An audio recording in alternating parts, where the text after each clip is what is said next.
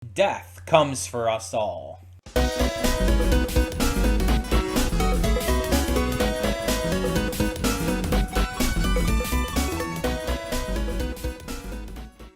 Hey everyone, welcome to Princess Gay. I'm your host Connie, and today we are here with my blind reaction to Final Destination Bloodlines. And yeah, this is gonna be a really good one. This is a donation reward for Venom. And I say this is gonna be a good one because I love this franchise. Even the weaker films aren't terrible. They're just weaker. They still have some pretty fun kills in them. Like the pool drain one, it's like that was wild. Or the lawnmower, which I think was a rock or a golf ball or whatever. I think that was in 6. Either way, yeah, this is the 7th Final Destination. It's like, that's wild. There's just been so many of these at this point.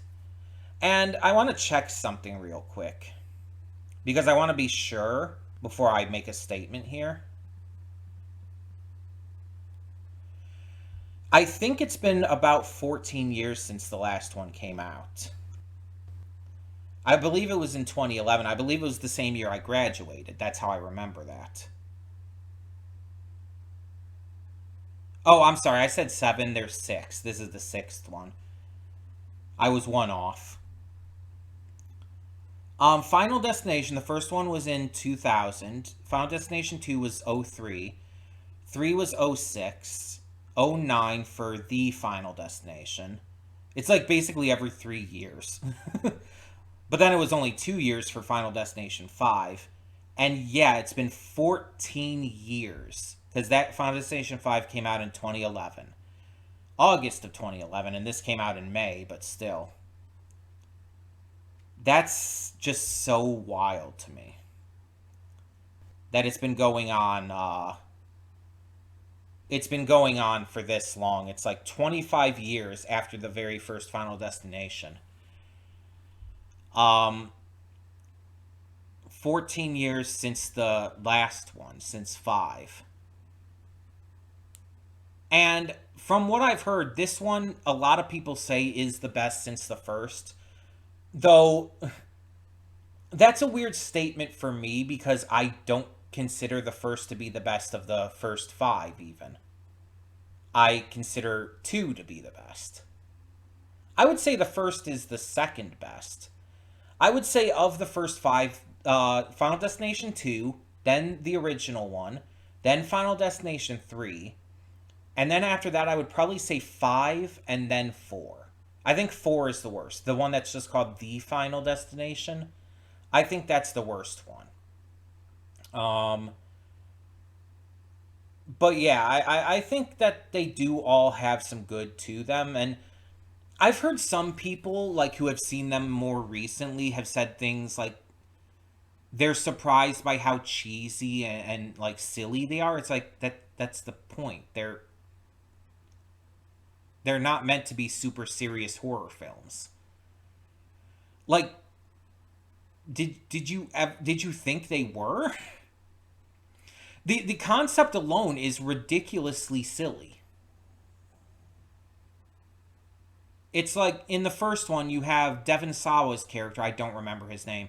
He gets this vision on the airplane while they're on their way to France, and throws a fit and tries to get off, and him and a bunch of them do get off the plane. The plane blows up, and then death starts hunting them down. Like, the literal concept of death just starts hunting them down and killing them in the most ridiculously extravagant ways. And obviously, each movie into this, the deaths get more creative and ridiculous and silly. The visions of the deaths at the beginning of the movies are ridiculous and silly. It's like that's the intent. It's like it's not a full-on satire or anything, but it's very clearly meant to be like having fun with it. it's not meant to be taken too seriously. You're just supposed to like enjoy it for what it is. Which makes sense considering James Wan was behind it originally.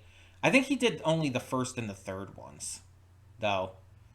Um, Either way, I'm really, really interested to see what this is like, especially since it's the one of the final movies of legendary horror actor Tony Todd.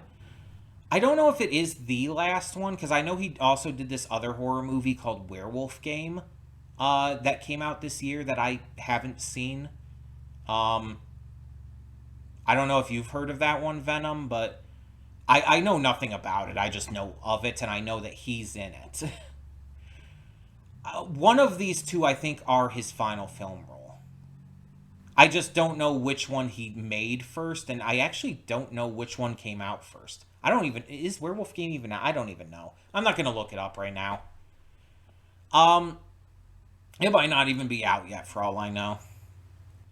But one of them is his final film role, and it's really sad. He was such an amazing actor. He went way before his time. Um, and it's like when he did pass, it's like everyone came together to mourn him. It was just like so understood how much of a legend he was. And if I remember right, the Oscars fucking didn't even mention him in their memoriam thing, which is just like fucking crazy to me. It's just not gonna get into that shit here. Don't wanna rant right now, but I remember like people making a big stink about that. Either way, I don't know who else is in this besides him. Like, and he's a returning character because he's been in almost all of them. Was three the only one he wasn't in? Because three, technically he was in it, but he wasn't the same character. He did a voice.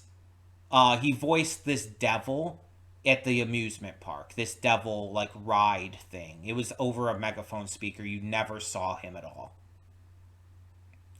And the devil thing was just like a big plastic ride attraction. So that's all you got from him. I think he was in every other one than that though. As the character that we know and everything. The mortuary guy.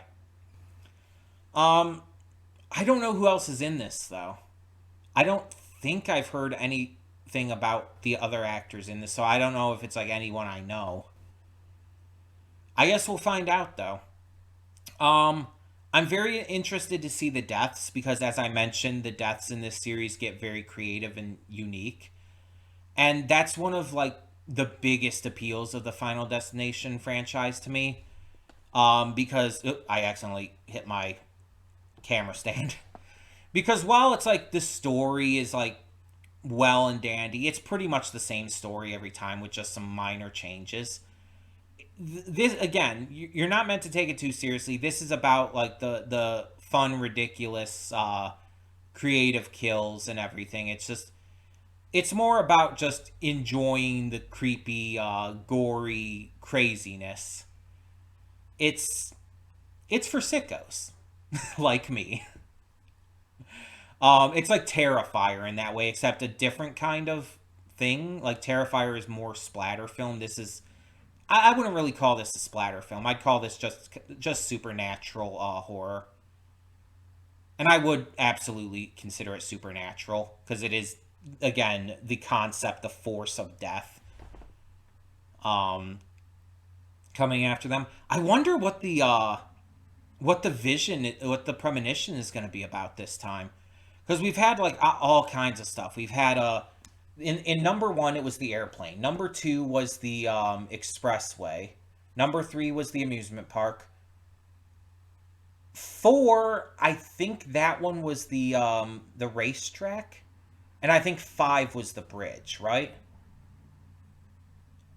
I might have four and five mixed up. I think four was the racetrack though. But one of them was a racetrack, Daytona kind of thing, and the other one was like a bridge, like a big, a big bridge with all these cars and trucks and stuff going over it. So we kind of had two that involved like motor vehicles and stuff. Technically three if you count the racetrack one. I'm wondering what, because I haven't heard anything about what the premonition or the deaths are in this, which I am so happy that hasn't been spoiled. Um, but yeah, I have no clue. You know what? Let's just get into this and find out. Let's see what this has in store for us and hope for the best. Hold up just a sec. Before you click that link down in the description below to get to today's video, I want to remind you of all the awesome content we have both on this channel and the Princess of Gaming channel. Let's check it out.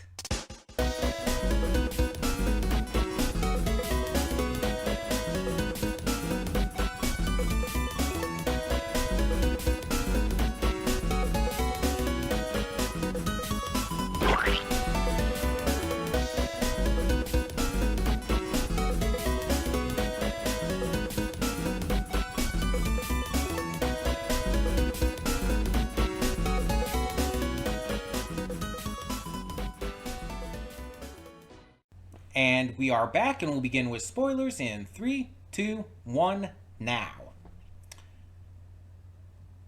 I have never cried from a Final Destination movie before. I've seen the original 5 movies multiple times. And not once, not on my first viewing, not on any subsequent viewings, have I ever cried from them. But that reveal that Bloodworth was the kid from the beginning, from the 50 years ago premonition, was so intensely emotional for me that I broke. It just completely broke me. And yeah, it's definitely partially because of Tony Todd's passing. Because like very clearly you could especially tell when he was leaving his final scene there, the only scene he had in the movie, but mind you, when he was leaving, you could tell by his words, it's like he knew he was going to die. The scene definitely acted as a tribute to him. It was his goodbye. Whether this movie came out before or after Werewolf Game, I don't know. But this was absolutely his goodbye. This was him. This was him talking to the fans there. Talking to everybody who loved seeing him in all of these movies and beyond. Loved hearing him like voice Venom in Spider-Man, in the Spider-Man 2 game. It's like an absolute legend. And again, I never even considered the possibility that could have been him. Like, it just never crossed my mind, because I never thought like we would get backstory for Bloodworth, much less like finding out like something like this. But the funniest part is that it actually like completely like it makes everything clear about his role in every other movie of this franchise he's been in. About how he knew about everything, the way he's like talked to people and the other attempted survivors about all of this. Because we find out that Kimberly's the only one to have survived, and that remains true. That has not changed. But yeah, it's like, it's just pretty crazy to see one of his last film roles be this meaningful and deep and emotional. And a movie franchise that, like, I can sometimes cringe at. I can sometimes, like, have fun with because of the absurdity of it. I kind of get a kick out of the creative kills. It's like, to see a franchise like this actually now make me cry. It's like, that's something special. And I looked it up. Apparently, this is not just seen as the best film since the first. This is the best critically reviewed film in the entire series. This has the highest critical rating, the highest positive reviews of any movie in this franchise. And that says a lot. And I think the reason for it is not only was it just well made and, you know, the creative kills and everything, but the slight changes to the formula, the fact that the opening premonition was her seeing her grandmother's premonition from 50 years ago is so fucking crazy. It's such a big twist and such a wild divergence from how it normally goes. It's like, that was really cool. The acting was all great. I wanted to look up, let me look that up now. I wanted to look up the actors. The acting was all great, though. The deaths, there were some pretty good creative deaths. Some of them were not as great, but that's going to happen. But there were some really good ones in here. And just overall, I think this was a lot of fun. I thought, like, the way that the characters were handling it was interesting. And I was super invested. Okay, so apparently, Caitlin Joanna, I'm not exactly sure how it's pronounced. She was the main star here. She hasn't been in much. She's only been in 4 films, including this one, and 2 of them were television films. She was in 2 episodes of the Flash series, though. She seems to be a new actress. She did a great job. Teo Briones was Charlie. Hold on. Oh. He was in the Child's Play series. He was Junior in the first season. I didn't even, like, realize that was him. I didn't recognize him at all. Apparently he was also in Pretty Little Liars and Ratched.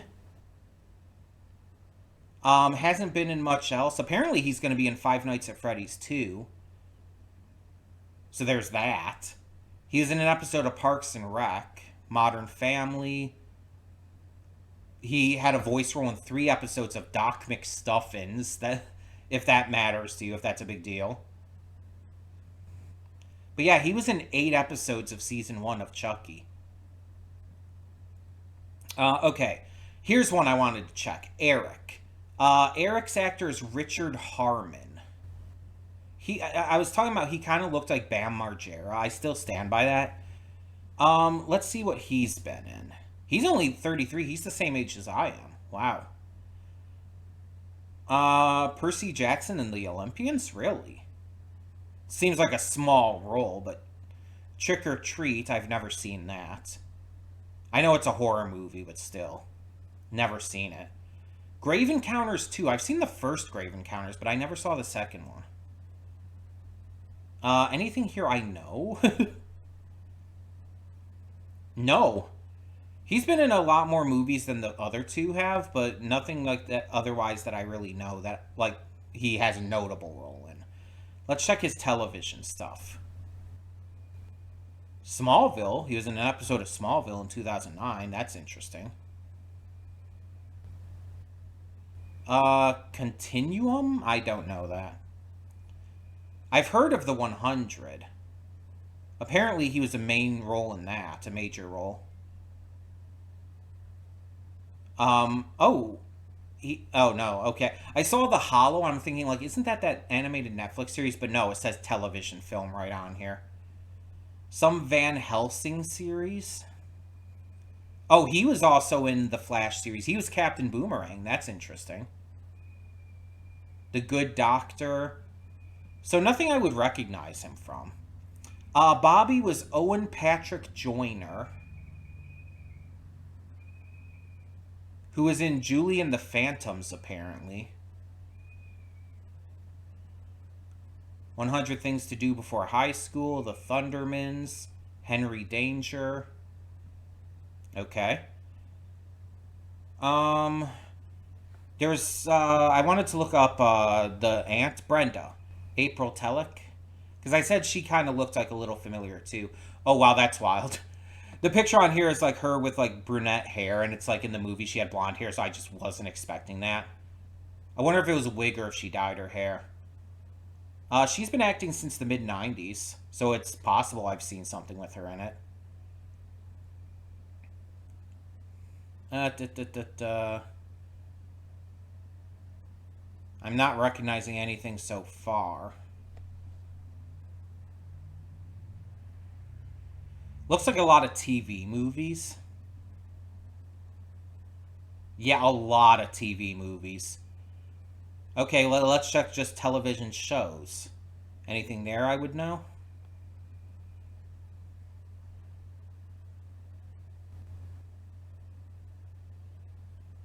Stargate SG-1, I guess. She was in an episode of that. I've seen, like, bits of that because my father's watched it while I was in the room. R.L. Stein's The Haunting Hour. She was apparently in an episode of that. She was in an episode of Supernatural? Oh, wow. Okay. I don't recognize... Oh, she was in a couple episodes of Supernatural. As different characters. Just probably random episodic characters.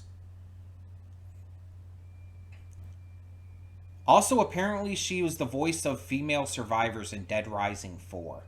Okay. Howard was Alex Zahara. I was kind of curious about him, too. He was in Psych? Huh. He was also in Stargate SG-1.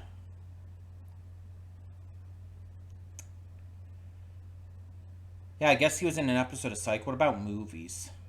His filmography is listed weirdly on, here on, Wikipedia. Now I'm not seeing anything. Voice acting, apparently. Gintama. He's apparently in the English dub of Gintama and a bunch of other anime and stuff. Oh. Hold on. He was in My Little Pony, Friendship is Magic. He was Jackpot. Hold on. I think I know who that is. I think that's one of the guys at the casino, right?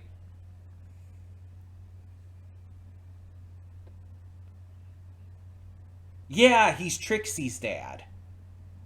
Yeah. I don't know if that's actually officially canon or not, but he looks exactly like Trixie, let's be honest.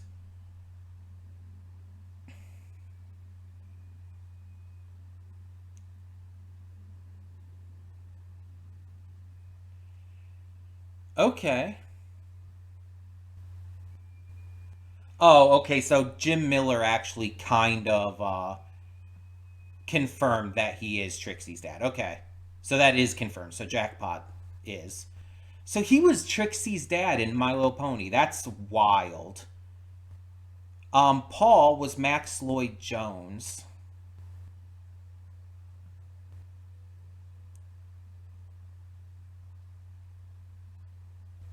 That's weird. I went to like look at his thing on here to see what he was from, and it just redirects me to the Planet of the Apes Wikipedia. I don't know.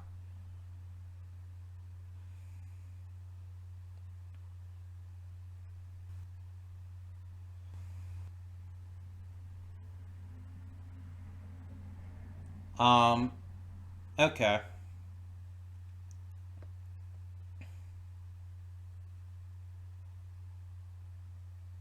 Okay. I think I got the gist of it. So sorry about that. Just wanted to look up the cast. It's always fun to see like what they've been in. Yeah, I really liked the way this was handled. It felt very different, but it also still like went along the same path as Final Destination movies typically do. It felt very much like a Final Destination movie, but the twist of how this was done and with it following this family's bloodline, it did make it pretty interesting. It did like added a whole different layer of depth to it that was pretty fascinating, just undeniably. it was fun, it was gory, it was pretty crazy. Some of those deaths were pretty wild. Again, I think the best death, like I said, in the reaction, was the MRI machine death, because it's like that was like just freaky as fuck. Eric's death specifically, I mean. Eric's death with the MRI machine. Bobby's death, like subsequently with that, was like okay, but not the best. And I think the worst death was the mother. Um, Her being just like destroyed by that um the pole was kind of boring, kind of weak comparatively. It wasn't like terrible. It wasn't like an absolutely boring death or anything. It just wasn't. It didn't live up to the rest of them. Uh, the trash compactor death was pretty neat. That's pretty interesting. Um, the lawnmower death was well done. We've had a kind of a lawnmower death in one of the previous ones where the lawnmower hit the rock and it smashed through the window and hit the woman in the eye. But this was obviously more of the lawnmower running the person over, which almost kind of reminds me of The Happening, because there was a death in The Happening that was basically that, except it was one of the big, like, rideable mowers in that case. But yeah, just some wild, crazy shit. Pretty fun, pretty interesting. Um, love the tribute that they did with Tony Todd. It's like that was definitely the biggest heart of the movie for me. Because it's like just this franchise is like he's such a big part of it. He was such a he was the recurring line throughout these films, throughout this entire franchise. So to see like his character finally be explained and to have like a really satisfying exit is just so good. It's like that's just so good to see. I'm really really happy with them doing that.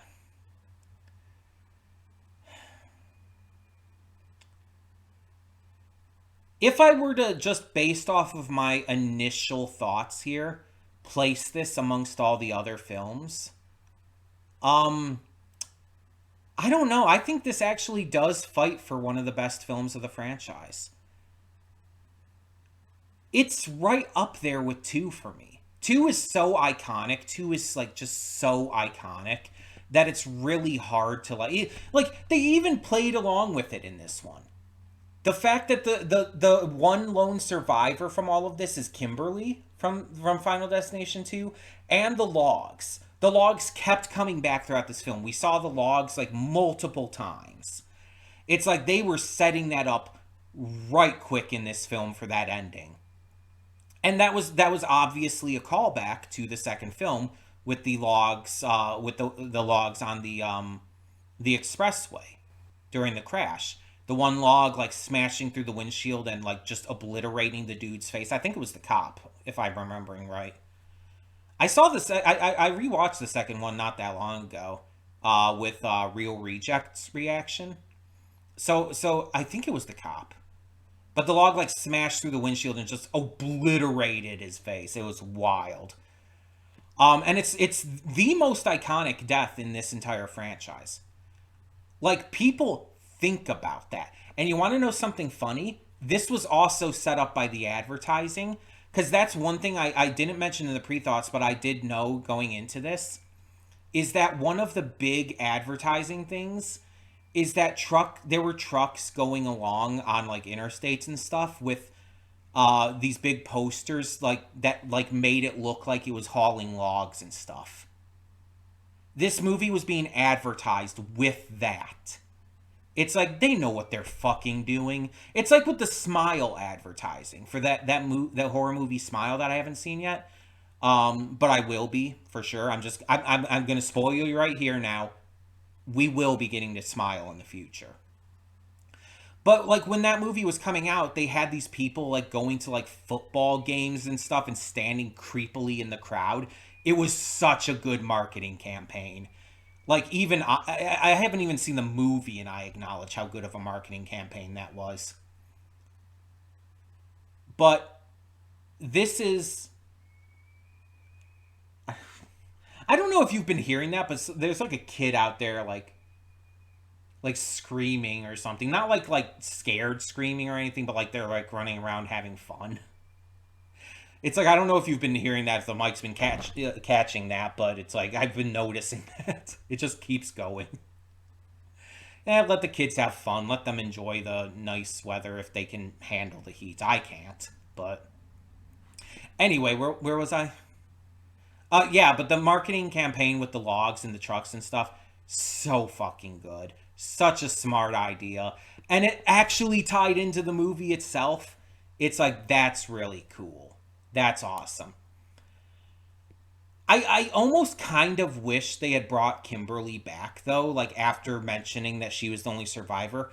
I was almost kind of thinking they were going to go and try to find her. And I'm kind of sad that they didn't. You know? I don't know if the actress just maybe didn't want to return, or maybe just like was busy and they couldn't do the scene and stuff, and they just cut it because of that, or maybe they just didn't weren't planning on that from the beginning. But they have said that they are very open to doing more Final Destination movies in the future. It's very possible more could happen. It's not going to happen for years, I'm sure. It takes time to do a movie like this, but it's very possible that this series could continue. And considering it's been 11, or not 11, 14 years since the last movie, I mean, who knows? I think people would be fine with waiting. It was worth the wait. Like, with how good this one was, it was worth it. I'm definitely going to check out reviews of it. I know people have already begun posting reactions, so I'm going to check those out. Um, I definitely want to see it more before I really determine where I would place it in the franchise. But it's up there. It's in the top 3 for 100% sure. And I honestly believe it's in the top 2. But I definitely want to see it again and see how it continues to hold up after I know what happens and everything. Before I really make the full decision. But I really, really liked this. And again, I I broke breaking at the Tony Todd part. Like, I was not expecting to break. I expected, like, oh, it'd make me teary eyed, it'd make me sniffly. I might even cry a tear or two. I did not expect to break that hard. Um, that actually really surprised me. That's why I was kind of laughing a little bit while I was crying too, because I was laughing because it's like I'm bawling at Final Destination. It's funny. Also, the fucking penny coming back in the end. That was such a good thorough line from the beginning of the movie to the end. I really like how that ended up coming back with the old woman. Also, I noticed something, by the way. When they're running before they get crushed by the logs at the end, I don't think Charlie noticed his sister died before he did. He was so busy running that he didn't turn back or anything. He didn't look over. I think he didn't. I don't even think he noticed. She died like a good few seconds before him. I don't think he noticed before he died. He died probably not even knowing that his sister did too. So it's like, that's Jesus, that's sad.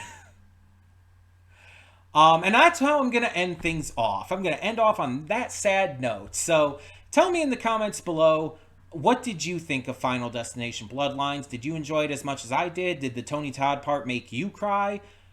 Did you cry when you first found out about his death? Because if you didn't, you are soulless. He was phenomenal. He was absolutely wonderful. And, like, his legacy will be forever cemented in all of these amazing horror movies he's been a part of. So, that being said, thank you so much for tuning in. For now, I'm Connie, and I'm signing off. See y'all next time.